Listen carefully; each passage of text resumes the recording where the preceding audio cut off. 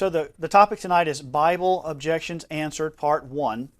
And tonight we want to take up three different questions from the Bible that people are asking out there in the culture. Let's look at those, see what those are. The first is going to be that the Gospels were written in Greek, but Jesus spoke Aramaic.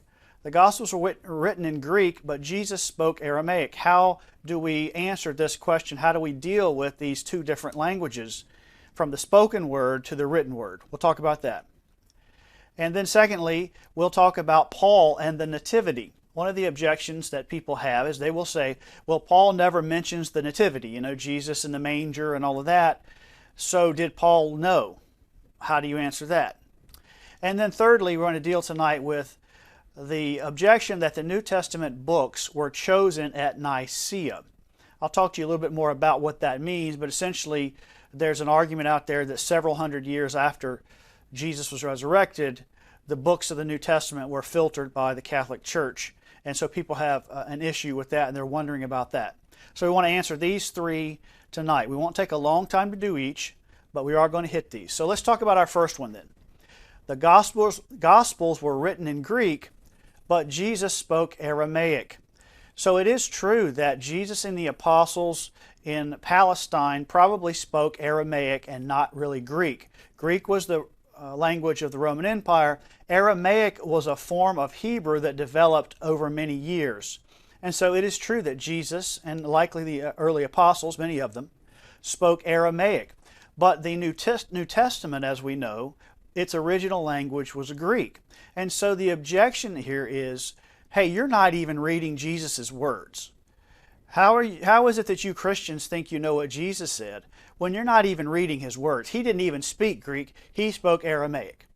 Well, it's quite possible that Jesus did know Greek. I mean, Greek was the ruling power in Palestine at the time. But more than likely, yes, it is true. Jesus spoke Aramaic. But is it true then that if we are reading Jesus' words in Greek, that we are not understanding Jesus' true words that he spoke in Aramaic? Let's take a look at this. First of all, let's ask ourselves, why Greek? Why did the New Testament authors choose to write their Gospels and the books of the New Testament in Greek and not Aramaic? Well, if you'll think about their charge was to take the Gospel into all the world. Well, if you're going to go into the world at that time, what the universal language that almost everybody spoke was Greek, because it was the language of the Roman Empire. Greek was the language of the Romans, and the Romans controlled the known world. So that would be the most widely spoken and the most widely understood language in the world. If Jesus were to be born today, of course he's not, but if he was and he lived in this present age, and let's say that he was born in, let's just pick somewhere, Argentina, all right? More than likely, we would be wise to translate his words into English, because most of the world speaks English, because it's the language of business, it's the language of the world, because the major power is the United States. So we would want that to get into their hands as quickly and easily as possible. So Greek makes perfect sense. So Greek is not some kind of, they didn't choose this in some kind of a conspiracy. They chose it because it fit within the parameters of their charge, which Jesus himself gave them. So that's why Greek. But the real question isn't why Greek. The real question that we're asking here is, can one language be accurately translated into another? That's the crux of the issue here. Can we reliably take Jesus' words in Aramaic, which the apostles heard in their own ears? They were eyewitnesses. And can we translate that into another language, in this case Greek, and get a good translation and be able to trust that we understood Jesus' words as he originally spoke them? And the answer is absolutely. I've talked about this in some other sessions, but let's go back and review the structure of language. The reason that this is possible is because of the nature of language. And people who are objecting to this don't understand language very well, and that's why they ask this question, because they are missing the point that if you don't have his actual words in Aramaic, then you don't have his words. But that's not true. Let's look at the twofold structure of language. Language has a surface structure. The surface structure is the words. So for example, if I were to say, that's a cool car, those are the words that I am using. That's the surface structure. But the deep structure and what we are actually understanding in language is meaning. And I still have to use words to express the meaning. But if I were to say, that's a cool car, then what I am saying, the meaning is, I like your car. It's a nice car. It's a cool looking car. It's a, whatever words you want to use. That's the deeper meaning that I'm trying to get to. And it is because of this twofold structure that I can take the words of one language, that surface structure of Aramaic, I can understand the deep structure, the meaning, and then I can turn around and translate those words into Greek and have an accurate translation. Because what we are translating is ideas, not necessarily words. We're using the words to get to ideas, and then the ideas to get to a new set of words. When we are communicating through language, written or spoken, we are not actually communicating words. Words are not what we are communicating. Ideas, thoughts, those are what we are communicating. Let me show you here. Let's say these two people are trying to communicate with one another. This one guy, he has a thought, he has an idea, or he has a concept that he wants to communicate to his friend.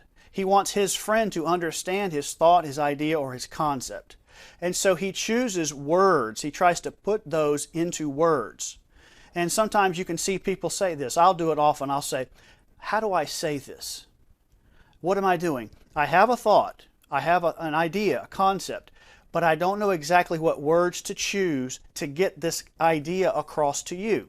So let's say that he chooses these words, I'm scared of the dark. Those words then are communicated or transmitted to the recipient, the other guy, his buddy. Then that buddy must take those words, that surface structure, and he must then decode it in his mind to come up with the thought, the idea, or the concept that his friend is trying to communicate to him. If he does that properly, then communication has occurred. If he does it improperly, communication has not occurred. He might have to say, well, what do you mean by that? I don't understand. Do you see that? So it is because of this that language can be accurately translated. And one of the gentlemen that was bringing up this objection on YouTube, I pointed out to him that he accepts translations as valid all the time. He just doesn't know it. For example, I'm pretty sure that this guy was an evolutionist, and so he probably looked up to scientists of the past, like Copernicus. Well, Copernicus wrote a very famous and influential book in the 1500s called, and I'll try my best here on the Latin definition or Latin title, De Revolutionibus Orbium Coelestium. Yeah, say that 5 times in a row. It means on the revolutions of the heavenly spheres in English. That's the title. But what I pointed out to him was that it was first published in Latin in 1543. So if he understands the thoughts and ideas and principles that Copernicus discovered, he understands it because it has already been translated into his language. So he's being critical of the New Testament because it translated Jesus from Aramaic to Greek, but he is accepting other documents that have been translated as if there's no problem. And he was forced to accept this argument. He actually acknowledged that that's a good point. I hadn't thought about that. Here's another one. Einstein's theory, special and general theories of relativity, which we're so familiar with in our culture today. E equals mc squared is one of the formulas that flows out of his findings. Well, guess what? That was not originally written in English. That was written in German in 1916, and it wasn't translated until 1920 into English. So you see, we're already accepting that we can translate. We know very well that translation is a valid way to communicate ideas into different languages. Translation has been done successfully for thousands of years, and the fact that Jesus' words were translated does not affect their reliability whatsoever. We can have an accurate translation. And we can understand Jesus' words in all the different languages of the world because we can translate due to the nature of language itself. So that is not a valid objection. Let's turn now to our second objection. The objection that Paul never mentions the Nativity in his writings in the New Testament. The argument is really what Paul doesn't say. And the skeptics they would say that Paul does not directly mention Jesus' virgin birth or the details surrounding it. The Nativity as we see it. You know, it's a big part of our culture in America. The Nativity. We put nativities up at Christmas. We fight over nativities in public spaces. We got baby Jesus in the manger and the three wise men and all of that. That's a big, in our culture, that's a big sort of visual image at Christmas. But the objection is, well, look, Paul doesn't mention this. This is a big thing. How is it that Paul didn't mention it? Did he not even know about it? And so the idea here is you can see the skeptic's mind is working. The skeptic is going, Paul didn't mention this. The Gospels mention it. Maybe Paul's writings were first. Most of his writings came before the Gospels, depending on how you date things. It's difficult to know the exact dates. But the idea is, well, look, Paul wrote some of his stuff first. He didn't know about the Nativity. Later on, the apostles write their Gospels. They made it up. That's what it was. Paul didn't know about it because it was made up. Let's deal with this. Did Paul not know about the Nativity? And is this a valid argument for the unreliability of the Bible? A few considerations here. First of all, Mark and John don't include any details on it either. Keep that in mind. 2 of the 4 Gospels don't give us that nativity account, that the story, the factual story of what happened at Jesus' birth. So are we going to say that those 2 Gospels are not valid either? Or is there another reason they might not have focused on that in their Gospels? Secondly, remember that Paul only mentioned the Lord's Supper once. We talk about the Lord's Supper. That's one of the basic doctrines of the Christian faith. It's one of the ordinances, we call it, or rules or laws that we're supposed to practice the Lord's Supper, the bread and the wine. But he only mentions that one time. Did he not think that was important? Did he not know about that? There's nobody doing it, you see? Why didn't he mention that? And it really comes down, this third point here is very important. What we have to realize is that we talk about Mark and John not detailing it. We talk about Paul only mentioning the Lord's Supper once and not giving the details. It is true, Paul didn't give an account of the Nativity. He didn't say, you know, all these things happened and the 3 wise men and all of that. He didn't do that. But what we have to realize is the New Testament authors, they were living in a time of dynamic early Christianity. The church was getting started, the faith was moving out freshly into the world, and they were dealing with all kinds of issues. The gospel writers, it's clear that when they wrote their gospels, they are writing to different audiences. They are writing to accomplish different kinds of purposes. That doesn't mean that they were not telling truth about Jesus and the accounts of His life and His words. It simply means that they were choosing things out of Jesus' teaching, choosing things out of Jesus' life that served the purpose that they had in their writing. You know, I'm an author. I like to write books.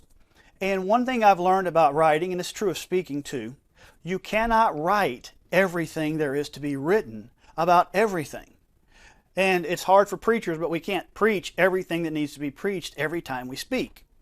You have to cut down what you're including, what you're talking about. Even when you're quoting a verse, sometimes I will take out parts of that verse that don't apply to what I'm trying to get across because it's only going to confuse the reader or the hearer, the listener.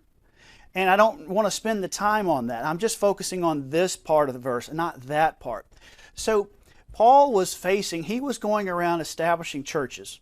And he is dealing with all kinds of practical problems, day in and day out, trying to solve problems.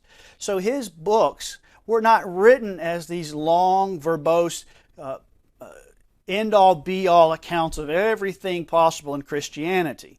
He was writing to deal with issues, and he was applying truth and God's Word and God's principles and Jesus' life and Jesus' teachings to help solve and deal with those issues. even in the mention of the Lord's Supper, as I read in one commentary.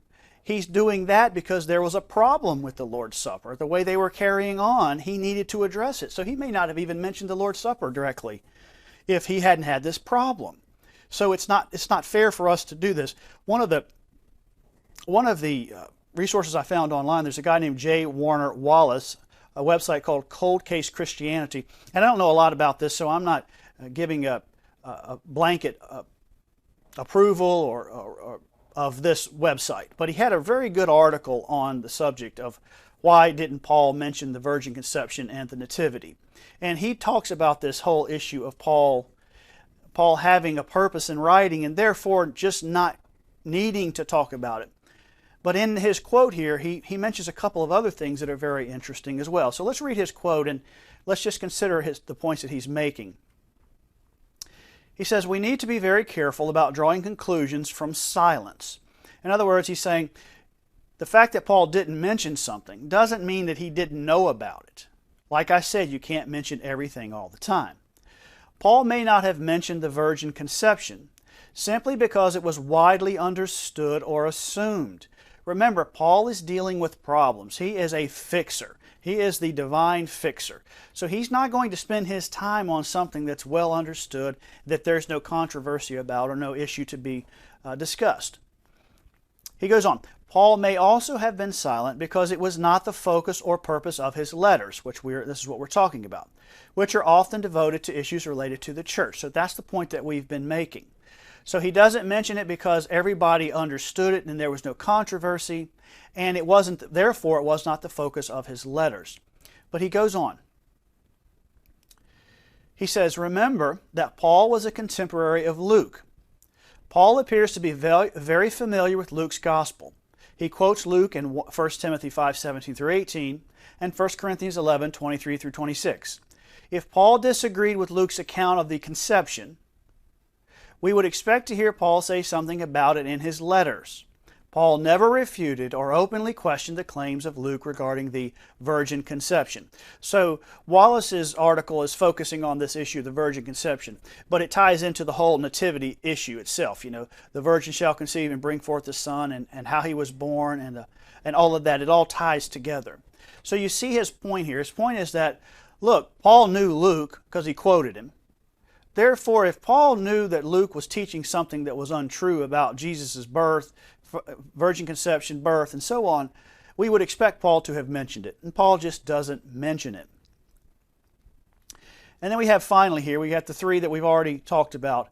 And then finally, Paul did mention Jesus' birth in Galatians chapter 4, when he is talking about the Judaizers and he is dealing with the false teaching of the Judaizers. And here's what he says.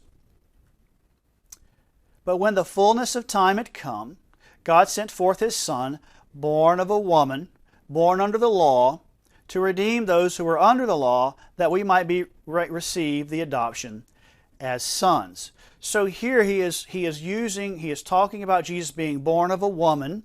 So clearly he knows Jesus was born of a woman, and what woman is that? Obviously that's Mary. And he's using this to support his claim that Jesus is the Christ and that there's no need to be under the law anymore. Jesus was born under the law to redeem those of us who are under it and cannot keep it. So he does know Jesus is born of a woman, and from this it's easy to conclude that he understood the rest of it as well. Now, let me make one final point on this because it comes up quite often in a lot of different spiritual contexts with the Bible. And that is the difference between modern Americans and what we think about and what we emphasize, and people in the ancient past in the Bible and what they thought was important and what they emphasized.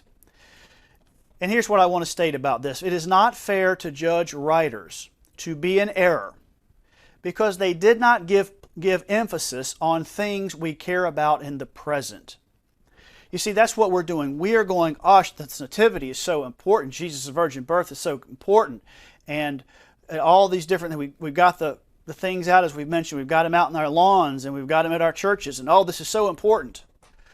Well, maybe to them, that wasn't as important as some other things. Now, of course, it is important, his virgin conception and all of that, and that's well documented in the New Testament. We've shown you that. But sometimes we look back at the Bible and we go, why didn't they talk about this? And the answer is, that's important to you. That's what you have made important. That's not necessarily what is important to those apostles or the first early Christians. The things we are fascinated with are not necessarily those of the men and women of the Bible. We cannot judge their accuracy or their knowledge based on something we think is really important and needs to be talked about by everybody all the time. We need to let the Bible authors and the Bible writers choose for themselves what they needed to talk about given their purpose and their particular ministry. So Paul, it's not a fair objection to say that Paul didn't know about the Nativity because he didn't mention it in the way that we wanted him to. Now let's deal with this issue of the New Testament books. This is extremely common. Most people in the culture believe that the books that are in the New Testament were chosen and decided at what's called the Council of Nicaea. The Council of Nicaea. This is a 16th century fresco depicting the Council of Nicaea. I found this online. How accurate it is, I don't know, but it's kind of a cool picture here. But the idea is that this council occurred, and at the council there were a bunch of different Gospels that were circulating. There were a bunch of other books that were circulating. There were things called the Gnostic Gospels, which were Gospels that were written by a particular heretical group of Christians or so-called Christians. There were other books. The church was always dealing with people writing books that were not legitimate, not from the apostles, not from the eyewitnesses. So what people believe in the culture is that at the Council of Nicaea, which was a Catholic council of bishops in 325 AD, that they decided, hey, look, we're going to keep out these Gospels, we're going to keep out these other books, and we are only going to have this particular set of books in the New Testament. All right, I'm not going to go through tonight the way the early church determined which books they would accept and reject. I simply want to deal with this idea that those books were selected at the Council of Nicaea. According to Britannica.com, this is what it says about the council. This is the description of what was taking place at the Council of Nicaea. First Council of Nicaea, 325. The first ecumenical council of the Christian church. Really, that's the ecumenical council of the Catholic Church. But anyway, meeting in ancient Nicaea, now Iznik, Turkey. So this was in Turkey. It was called by the Emperor Constantine I, an unbaptized Catholic, who presided over the opening session and took part in the discussions. He hoped a general council of the church would solve the problem created in the Eastern Church by Arianism, a heresy first proposed by Arius of Alexandria that affirmed that Christ is not divine, but a created being. So Alexandria is in Egypt.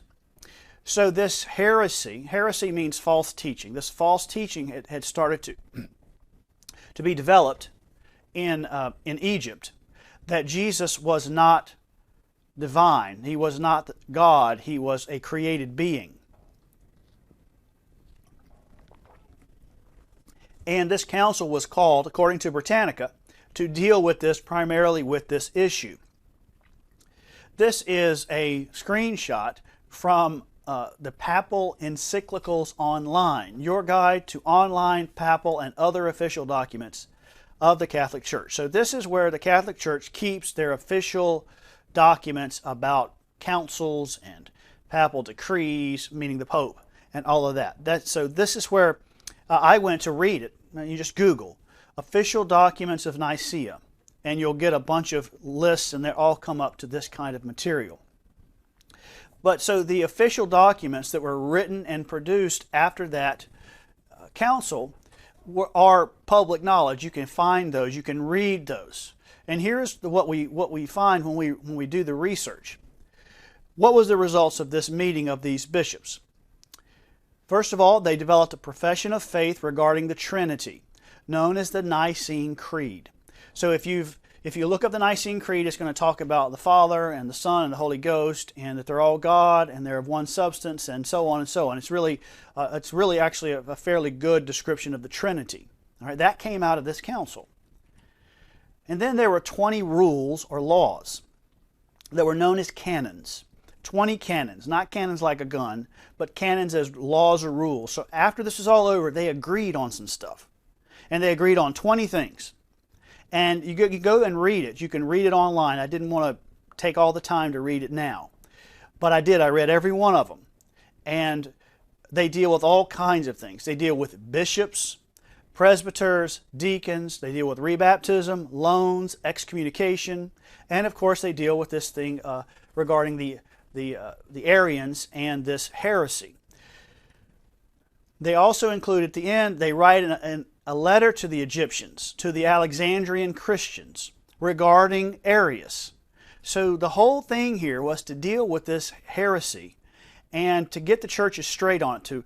And this is what we find a lot of times, setting aside now that this is Catholicism, and Catholicism at this time was different than it is now, I'm sure. But a lot of times what you find in church history is that the truth is hammered out on the anvil of error. So there are errors that come up, and Christians have to go to the Word, and they have to research the Word, and then they have to develop the true teaching of the Bible. But it's coming from the fact that people are out there teaching heresy. For example, evolution. Evolution is an error, and the church has not done a good job of dealing with it. So many people, many Christians, and certainly all the atheists believe in it. But we are now, more and more people are hammering out from the Scriptures the truth about God in creation, the 6 days of creation, the millions of years and all that. You see what I mean? So we have to have this heresy come along so that we can hammer out the truth on that anvil of error. And this is really what had happened here. But what's most notable about this is what's missing in the official, all the documents that you can find that are official never mention anything about selecting books of the Bible. There was a book written a number of years ago by Erwin Lutzer called The Da Vinci Deception, and this whole idea of Council of Nicaea really got popular when Dan Brown published his book, The Da Vinci Code. And he made the case in that book, and it's a fictional book, but he made the case that the Council of Nicaea kept certain Gospels out and kept certain ones in because they didn't want the truth about Jesus' relationship to Mary Magdalene, I believe it was Mary Magdalene, to come out. We could talk about that some other time. But that caused the church to do a lot of research. And Erwin Lutzer, who is a great writer and a very good scholar, he wrote a book called The Da Vinci Deception. He deals with this. Let's read what he says. He says, historical works on Nicaea give no evidence that Constantine and the delegates even discussed the Gnostic Gospels or anything that pertained to the canon. The Gnostic Gospels were the ones that were claiming that Mary and Jesus had a relationship, right? There's much to be said about that, but we're just talking now about Nicaea. He's saying, look, when you look at the historical works, all the stuff that's been published, they don't even mention the canon. He goes on. 20 rulings were issued at Nicaea, and the contents of all of them are still in existence, as I just showed you. Not one of them refers to the issues regarding the canon. Now let's pause for a moment. The skeptic's going to go, oh, they wouldn't publish that because they didn't want you to know. Well, why on earth at that time would they want to hide something that we now think is an issue? You see what I mean? We're 2,000 years later and we're looking back and we're making a claim. They wouldn't have even thought of that claim. They would have, if they had decided it, they would have published it. One of the things about these canons, I think it's the very first one, speaking about the church wanting to hide stuff. Let's say that the Catholic Church at the time wanted to hide the fact that they had determined that the Gnostic Gospel shouldn't be in the New Testament. Okay?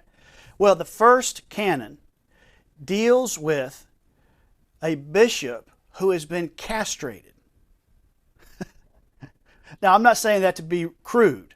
I'm simply saying that they talk about if it's a natural castration, if someone else did it, if you did it to yourself, how do we deal with a bishop who's castrated himself? Now, if they're not going to hide that and kind of keep that on the down low, Why would they keep something like officially determining that the Gnostic Gospels were not valid out of the list? You see, it doesn't make any sense, and that's what Lutzer is saying. Let's go on. He has more to say. He says, thankfully, I was able to track down the source of the error. An anonymous document called Vetus Synodicon, written in about AD 887. Remember, the council is about 325, so this is roughly 550 years later. All right, almost 600 years later. Devotes a chapter to each of the councils, the Council of Nicaea being one. However, the compiler adds details not found in the writings of historians. As for his account of Nicaea, he writes that the council dealt with matters of the divinity of Jesus, the Trinity, and the canon. So 550 years later, somebody is adding this discussion about the canon. Canon meaning the books of the Bible, the official list. That's what the canon means, okay? It's a collection, the collection of books. He writes, the canonical, and he's quoting this 887 document. He writes, the canonical and apocryphal books it distinguished in the following manner. What he's saying is this is how the council figured out which books were to be in the New Testament and which were to be out of it. This is according to this 887 document, 550 years later. Now listen to how crazy this is. In the house of God, the books were placed down by the holy altar. So they took all the books, all the heretical books, all the normal books, and they put them down at the altar. Then the council asked the Lord in prayer that the inspired works be found on top. He's saying, Lord, here's a list, here's a stack of 57 books. Pick a number. All right, now here's what we're going to do. We're going to stack them in no particular order. And our prayer to you is that when we come back, the ones that are the right ones will be on the top and the bad ones will be on the bottom. Can you imagine somebody doing this? I mean, that's just a ridiculous thing, isn't it? And in fact, happened. In other words, he's saying, and that's what happened. We came back in the room and they were all organized and arranged. God showed us what the books were. Lutzer says, that quite obviously is the stuff of legend. No primary documents pertaining to Nicaea make reference to such a procedure. And then he finishes. This is a reminder, and this is the lesson for us. This is a reminder that legends are often confused with facts in such a way that the legends appear to replace the facts. And that's what's happened in our culture. We've heard this lie so long, and our preachers and our pastors and our teachers have not taught us the truth, so the only thing we can do is believe the lie, that we just take it and accept it as fact. When one presents history without consulting the sources, anything the mind can imagine can be written. What he's saying is, look, if you don't pay attention to the facts, you can come up with all kinds of crazy stuff that's just simply not true. And as we finish this session here of these three, let me just mention a lesson that I have learned, both as a former atheist and as somebody who has been able over the years to regularly engage with lost people and hear their objections. This is the lesson that I want to share with you that flows out of what we've studied this evening. Most of the reasons people don't believe the Bible, when carefully researched, are not valid arguments to begin with. They are very easily seen to be untrue. Almost all the arguments that atheists put forward over and over, there's a logical fallacy. And a logical fallacy is a false way of reasoning. There's a logical fallacy called the argument by verbosity or verbosity. And what it is when somebody, in order to make you feel like you're wrong and they're right, they will just simply list as many objections as they can in a row. I always thought of it as a shotgun, and that's what most lost people do.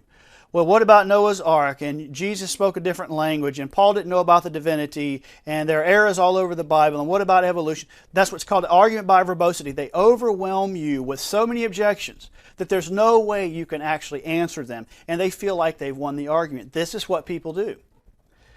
But most of the arguments that they have are not valid. They even simple basic research, I didn't have to do a lot of research here to figure this stuff out, would show them that their arguments are not sound. The truth about human beings is, this is where we get to the deeper truth. They don't want to believe. People who use that kind of a tactic, that kind of arguing, the argument by verbosity, don't want to believe.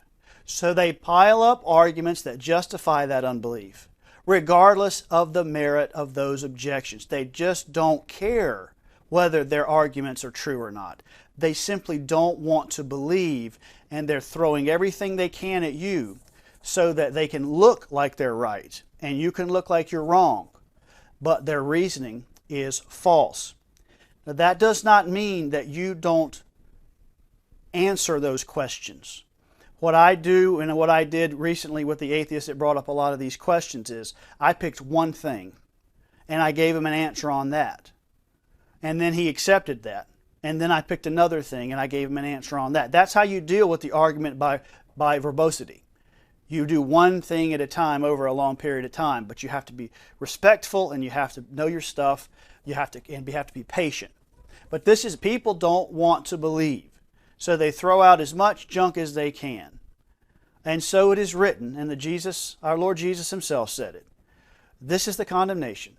Light is come into the world. The light of the Bible, the light of Jesus, the light of the New Testament is come into the world. But men love darkness rather than light. They love these lies. They love these false objections because their deeds are evil and they simply don't want to believe. And so tonight, if you are watching this or if you watch this video in the future, are you one of these people? Are you actually listening and trying to find the truth? Or are all you are doing is throwing as much mud against the wall as you can to obscure the fact that you just hate God and you hate Christians and you hate the Bible and you just don't want to believe? If you can come to the realization one way or the other on that, you'll have come a long way.